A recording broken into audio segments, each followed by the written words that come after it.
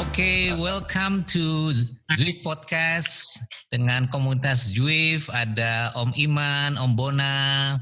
Lalu sore ini saya kedatangan 3 Ayu yang baru saja menyelesaikan misi 1000 km goes dalam 3 hari. Luar biasa. Ya, selamat malam.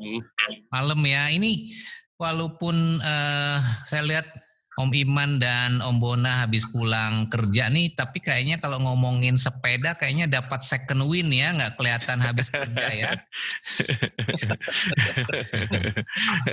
3 Ayu Jadi kita ini malahan. Gimana? Jadi seger lagi malahan. Benar. 3 Ayu kita ini juga nggak kelihatan orang habis goes ini, udah kayaknya recovery ya. Kita udah lihat di media gimana perjalanan kalian 3 hari dan terkumpul 56 juta. Yang saya pengen nanya dari kalian bertiga itu, gimana emotional feelingsnya waktu apparently akhirnya menyentuh garis finish gitu. Mungkin Dina dulu cerita, Dina. Aku, oke.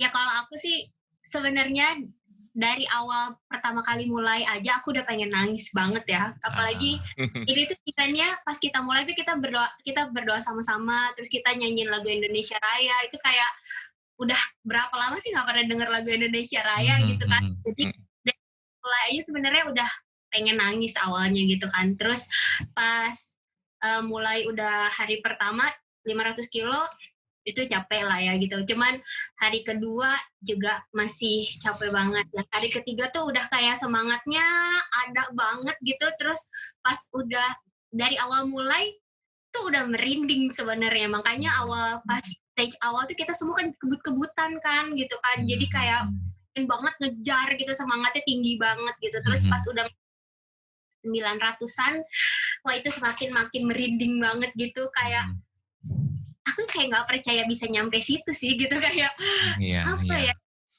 susah lah sebenarnya. Kalau kita gue sendiri pasti nggak akan bisa ini karena banyak yang support juga kan gitu. Terus juga yang nggak buat haru tuh karena banyak juga dukungan orang-orang gitu kan, kayak dari Zwif juga, dari Papres, Kakak Bona, dokter-dokter semua yang ikutan kita ride bareng. Mereka nggak dapat apa-apa juga kan, maksudnya cuman pengen ngebantu gitu. Kayak kalau aku pribadi sih ya, kayak udah gue jam 2 malam aku mendingan tidur kali gitu kan. Tapi mereka tuh gitu, aku kayak orang-orang banyak yang ngebikin semangat, ngebikin haru tuh karena banyak dukungan orang, dan aku bisa nyampe di titik itu gitu, kayak nggak percaya aja. Mungkin equivalent dengan dokter-dokter tenaga medis yang berjuang sampai tengah malam subuh ya untuk pasien-pasien COVID-19 ya. Gimana dia, saya lihat suami support, tell me your story. Kalau aku sih pertamanya kaget ya, kenapa sih kok bisa diajakin sama 2 orang ini, sama Christine sama Dina. Kenapa aku yang dipilih? Soalnya dari segi pengalaman dibandingin mereka berdua itu, aku yang paling masih awal banget kenal sepeda.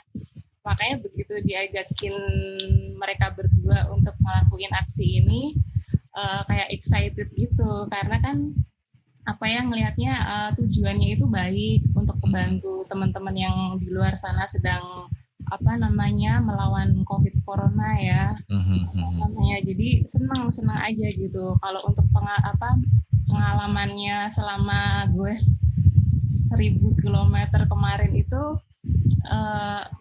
speechless sih sebenarnya, bingung mau ngomong apa. Kamu ini mendukung full ya suami ya? Ya, alhamdulillah. Untuk pertama kali begitu Christine sama Dina ngajakin saya itu, Om, saya langsung bilang ke suami sama anak-anak, langsung saya minta izin. Boleh nggak Bunda ngelakuin ini? Soalnya itu kan 3 hari ya. Jadi otomatis tugas saya itu beralih ke suami. Makanya begitu suami ngizinin, ya udah saya senang. Jadi saya pun lega gitu. Mau ngelakuin pun juga lebih tenang kan, Om. Iya, betul. So behind 1000 behind Sepedatron, behind Everesting pasti ada peran suami ya? Yes, pasti itu Om. Dia selalu selalu support, selalu di samping saya lah pokoknya. Saya dia mau pergi aja saya nggak boleh, harus temenin, nggak boleh kemana-mana, harus di rumah. Kayak gitu terus. Christine gimana Christine?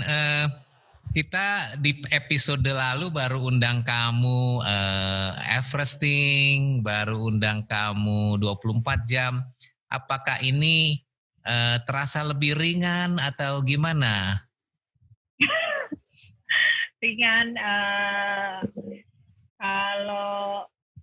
kalau yang goes 24 jam Everesting kayaknya nggak secapek sekarang sih kayaknya ya. Oh ini lebih capek ya? Lebih capek kayaknya. Oh. Karena kan mungkin 3 hari juga, terus beda aja sih sebenarnya. Yang kali ini emang tetap sama kayak endurance juga, cuma mungkin kan nggak sendiri ya. Maksudnya kan ini kita jalannya bertiga gitu loh. Jadi harus menyesuaikan juga bertiga. Itu aja sih sebenarnya, hampir sama lah sama goes 24 jam sama Everesting, cuma lebih capek aja. Oke. Saya ingat nih Om Bona, Om Iman di episode lalu saya bilang kayaknya kegiatan begini tuh bikin ketagihan loh. Baru 2 minggu dia udah ngulang lagi tuh. Saya khawatir nanti 2 minggu lagi ada lagi tuh hajatan baru tuh Christine. Ampun. Ya benar juga. Dia cuma bisa jadi ya. Bisa jadi ya. Ini Om Iman sama Om Bona sebentar lagi Agustus ada hajatan apa nih komunitas Juif? Wah, justru Agustus ini kelihatannya ramai banget sih memang. Jadi banyak teman-teman atau komunitas atau perusahaan gitu ya pengen ngajakin kita untuk bikin event. Jadi setiap minggu malam. Jadi ada nanti. Setiap minggu. Kita kayaknya dulu Goes nggak pernah membayangkan justru di pandemik ini komunitas sepeda itu jadi hype banget. Dan it's not only in Indonesia. Saya juga surprise di Australia. Malah very hype ya, very happening ya. Fenomena apa ini? Om Bona mungkin cerita. Fenomena. Kalau dilihat sih mungkin dari fenomena mungkin orang udah bosan di rumah ya. Karena kan udah dari mungkin awal tahun mereka harus stay at home supaya nggak terjangkit atau tertular dengan pandemik ini. Nah, terus kemudian pada waktu masa-masa transisi udah beberapa negara atau kota udah mulai dibuka. Yang saya ingat juga waktu itu WHO mengeluarkan edaran gitu kan. Salah satu alat transportasi yang aman yang mungkin direkomendasikan untuk orang-orang adalah bersepeda.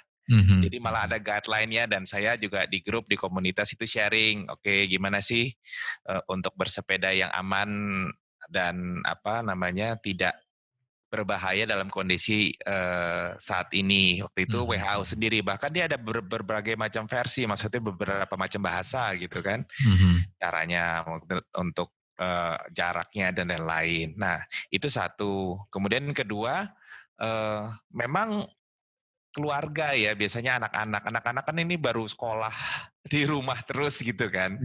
Setelah selesai kemarin pas Lebaran dan kemudian akhir semester atau akhir pelajaran, mereka ya mau ngapain lagi gitu kan. Biasanya mereka berlibur, mungkin ada yang keluar kota, ada yang keluar negeri gitu.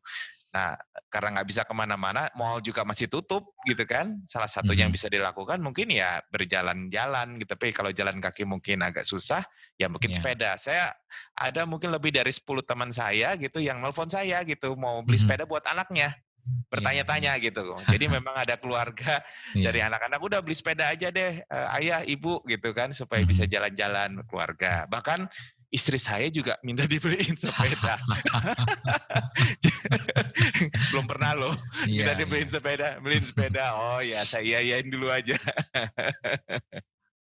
Ada pesan-pesan nggak buat komunitas atau buat yang baru hobi sepeda sehubungan dengan himbauan jaga jarak, pakai masker, bagaimana yang aman supaya kita tetap bisa sehat, imun, tapi juga tidak menginfek orang-orang gitu. Pak Pres mungkin ada pesan. Oke. Ya, ya kita sebagai saya Om David kan pemain sepeda udah lama ya, udah puluhan tahun ya. Jadi justru kalau kita lihat yang lama-lama justru malah ngumpet di rumah. Oke, jadi sebenarnya ya nomor satu sih paling ideal ya bersepeda di rumah aja gitu ya. Jadi benar-benar meminimalisir adanya kontak gitu kan, 0% risk gitu kan. Yeah. Nah, tapi kalau memang sudah nggak tahan, kayak tadi Om Bona bilang, udah bosen di rumah, ya lakukan dengan protokol kesehatan lah ya, jaga jarak, tetap pakai masker, ya jangan bergerombol. Terus kemudian kalau bisa solo ride aja atau cuman sama istri sama anak aja, kemudian setelah goes nggak perlu lagi nongkrong langsung pulang gitu aja. Yang biasanya habis kita komunitas di zaman normal kan habis goes mesti foto rame-rame, kita ngopi, kadang kita masih instingnya mau ngumpul rame-rame kan ya. Betul. Ya, Iya, kebiasaan lama biasanya kan setelah sepedahan itu kan serunya makan Indomie lah, ngopi-ngopi, ngobrol-ngobrol gitu. Pokoknya kalau kita belum foto rame-rame nggak pulang aja, belum sah gitu hari itu goes. Foto keluarga ya, foto keluarga. Oke, very good. Aku tertarik dengan misi ini dan kelihatannya semua komunitas kita mendukung ya dengan awareness ini ya. Sebenarnya gimana ceritanya sampai ada ide goes ini yang 1000 kilo ini? Sebenarnya ini idenya adalah ide Om Bona dan Christine sebenarnya. Jadi mereka berdua lah yang mungkin harus bicara ya. Ada 2 orang gila gitu ya di belakang ini ya. Gimana ceritanya Christine, Om Bona? Christine dulu deh, komen nanti aku tambahin.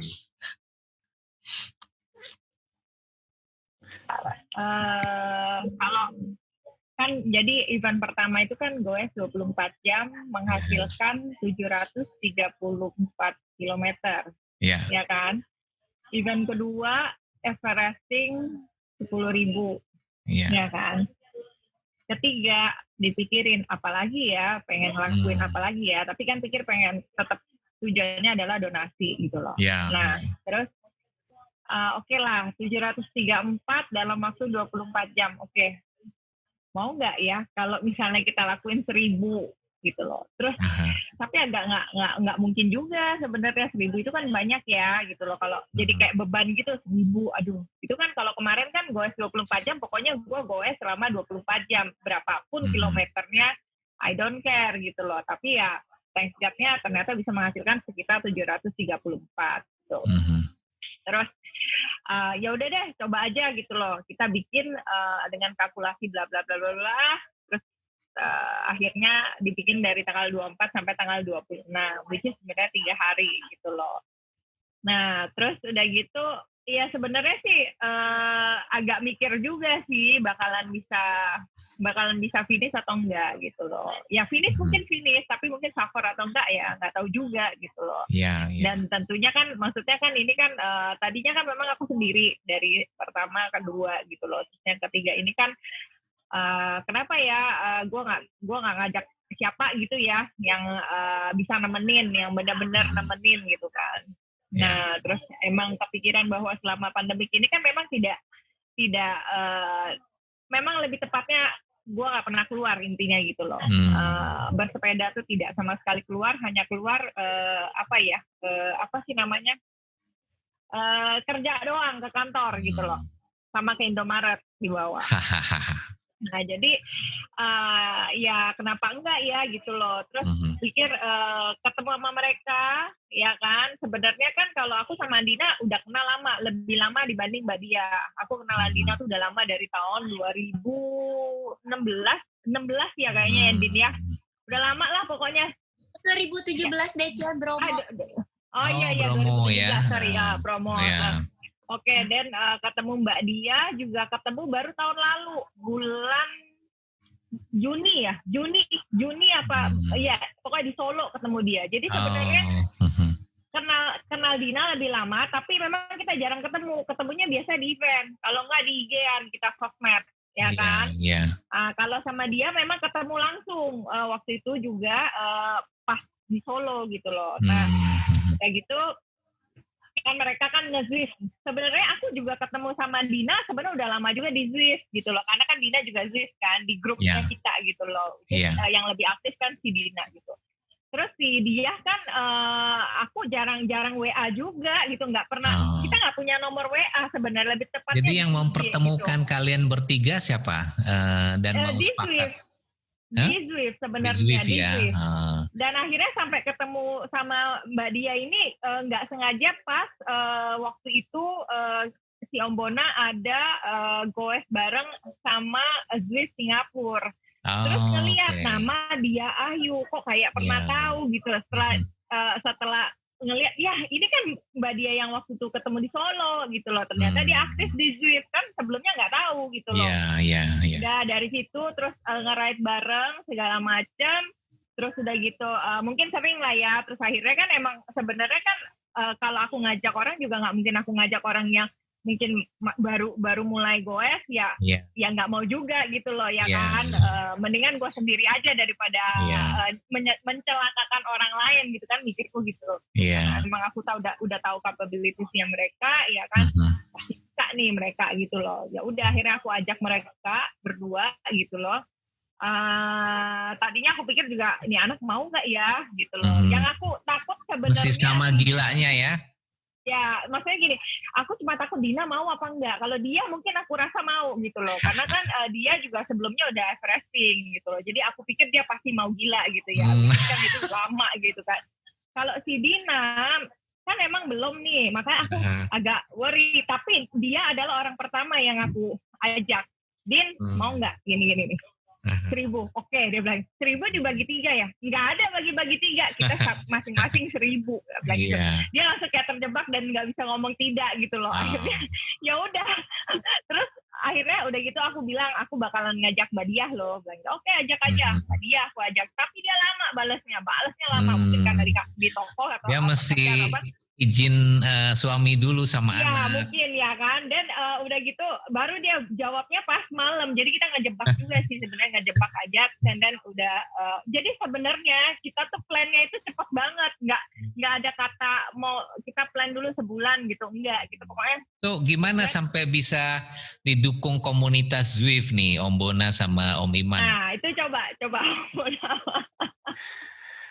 Iya, sebenarnya kalau cerita mundur sedikit ya, ini kan kita mau coba gali story behind the story.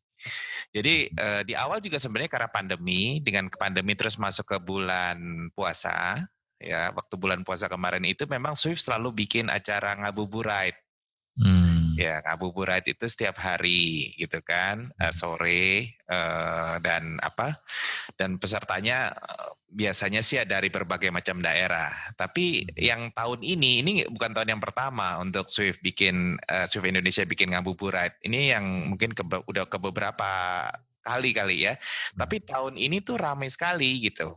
Ya bahkan di setiap sore itu ada 2 grup, bahkan grup yang berdasarkan waktu Indonesia bagian barat dan waktu Indonesia bagian tengah gitu kan. Jadi karena ada 2 grup. Nah, dalam waktu ngabuburit ini juga lucu, saking ramenya kadang-kadang banyak yang nggak dapat slotnya itu karena kan untuk meet up itu kan cuma 100 ya. Nah, saya salah satu orang yang nggak dapat slotnya. Sampai bukan kesel ya gimana sih gitu. Akhirnya karena pengen juga ride gitu, ya udah bikin aja sendiri gitu kan, ngajakin teman-teman. Kebetulan aku ada beberapa teman memang ada di Swift Singapura, Swift SGID gitu kan. Ya aku ajakin. Nah, itu mulailah sebenarnya berlanjut dari situ. Nah, kan kalau bikin ride itu kadang-kadang kan kita pengen punya ada bintang tamu gitu kan, siapa. Nah, aku mulailah, si Christine ini lagi ride juga, aku ajakin dia. Yuk Tin, ikut yuk gitu. Sekali-sekali nih nge-ride sama teman-teman di Singapura gitu kan. Orang Indonesia kan, Swift SGID mau dia. Terus juga dengan Dina juga. Jadi kita memang sempat beberapa kali ya bikin ride yang khusus kita gitu ya, tapi dengan beberapa teman. Nah, di situ mulai berlanjut dan di situ mulai Mbak Diah juga ikut gitu kan, karena juga teman-teman dari Singapura itu juga teman-teman Mbak Diah juga sama Mas Ivan. Nah, jadi berlanjut mulai dari situ, kemudian, nah itu acara pertama yang 24 jam itu sebenarnya secara tidak disengaja ya, itu ceritanya mengalir aja, itu karena penasarannya Christine aja, karena kok ada orang ride udah sekian ribu kilometer, bukan ribu ya, sekian ratus kilometer mau mengejar berapa ribu elevasi kan, seperti itu, otonya Everesting. Nah, ya waktu itu kita pikir ya udah yuk coba gitu kan, nggak pernah berpikir akan disupport dan lain-lain. Nah, ternyata di situ sambut baik dari teman-teman Swift di Indonesia ataupun di Singapura tuh tinggi. Nah, di situ kita mau melihat, wah ini kita pasti disupport luar biasa nih ya, ride bareng ini dan lain-lain di awal dari situ. Nah, mulailah acara pertama yang 24 jam, waktu itu Christine juga udah pernah ceritakan. Terus kemudian dilanjutkan ada yang Challenge Everesting yang kedua itu Hope Challenge, di mana juga waktu itu Om David juga ikutan juga kan, supporting juga, ngikut, nemenin dan lain-lain. Nah, dengan gitu kita punya keyakinan, waduh ini teman-teman kita nih kompak banget ya gitu kan. Nah, jadi terbersit waktu kita mau bikin acara yang ketiga ini, sebenarnya ada ide lain. Ide lainnya, ini kan rata-rata banyak pria ya, cowok-cowok ya. Terus kemudian aku bilang ke Christine, coba dong kumpulin Swift woman, yang nge-Swift juga tapi yang woman gitu kan. Nah, siapa tahu nanti kalian pas kalau mau event apa ada yang ngedukung. Nah, itu mulailah terjadi dan mereka ada grup sendiri khusus wanita, mulai nge-Swift. Dan ini khusus woman, jadi memang tambah lagi nih supportnya dari Swift, not only cuma yang cowok-cowok, kalau mereka bilangnya adalah Swift ciwi-ciwi ya. Nah, salah satu Swift ciwi-ciwi itu ya adalah Ibu Atiko. Gitu kan. Iya, Ibu Atiko itu kemarin saya perhatiin hari ketiga aja masih bisa 150 km ya, memang 160 bahkan 160 ya, memang rajin juga ya. Kalau penjelasannya beliau sih sebenarnya kalau dari sisi sepedaan memang beliau salah satu yang rajin ya, tapi belum di Swift ya. Dia kan banyak sepedaan di luar juga kayak kita dulu. Tapi sejak pandemi ini memang kan Jawa Tengah terutama ya Pak Ganjar itu kan sangat membatasi kegiatan.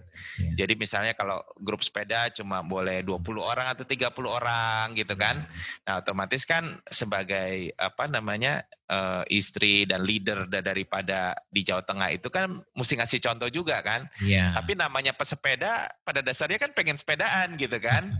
Nah, jadi waktu itu saya juga dikabarin sama teman-teman di Semarang sana, itu Ibu Atiko, ya Bu ada kok ini yang bisa sepeda virtual, ada teman-temannya juga gitu. Nah, dimulai dari situ. Nah, komunitas inilah yang mulai bertumbuh, ya lumayan ya. Udah ada berapa ya Tin sekarang ya kira-kira di grup itu? Aku nggak ikut grupnya sih. Grup. Karena spesial ciwi-ciwi. Spesial ciwi-ciwi. Ciwi-ciwi, nggak ada cowok-cowoknya. Kalau dari 5 ada sekitar 20, berapa? 30 ya ada ya? 35. 35. Ada 35. Dan isinya juga dari Papua, Kalimantan. Semarang, Solo, Surabaya, dan ada yang satu orang Indonesia ada di Budapest. Ya. Wow, oke. So menularkan pesan yang mulia yang kalian lakukan sangat menginspirasi. Saya cerita yang kalian bertiga lakukan, terus saya kirim fotonya ke komunitas profesional saya ada WA group HR director, ASEAN dan sebagainya, Australia. Mereka lihat foto kalian bertiga, they're so surprised dan nggak nyangka. Kayak misalnya saya waktu lihat fotonya Mbak Dia, kan lemah gemulai feminin gitu ya, saya masa ini bisa sih orangnya goes 1000 kilo gitu loh, nggak kelihatan gitu loh tampangnya ya gitu ya. Sekalian bertiga kan feminin. So makin membuat inspirasi buat mereka gitu. So last but not least ya, closing remark, kita kayaknya 3 challenge terakhir belum lihat yang bapak-bapak ya, Christine ya? Iya, makanya. Lagi menunggu bapak-bapak mengadakan event apa gitu. Apa bapak-bapaknya udah kalah gila sama Christine? Pak Pres bisa jawab itu, Pak Pres. Berat, urusan berat. Urusan berat ya. Mudah-mudahan di podcast berikutnya ada bapak-bapak yang terinspirasi kalian, nanti kita undang ya. Meneruskan semangat, menginspirasi dan mendukung penanganan COVID-19. Thank you so much buat kalian waktunya.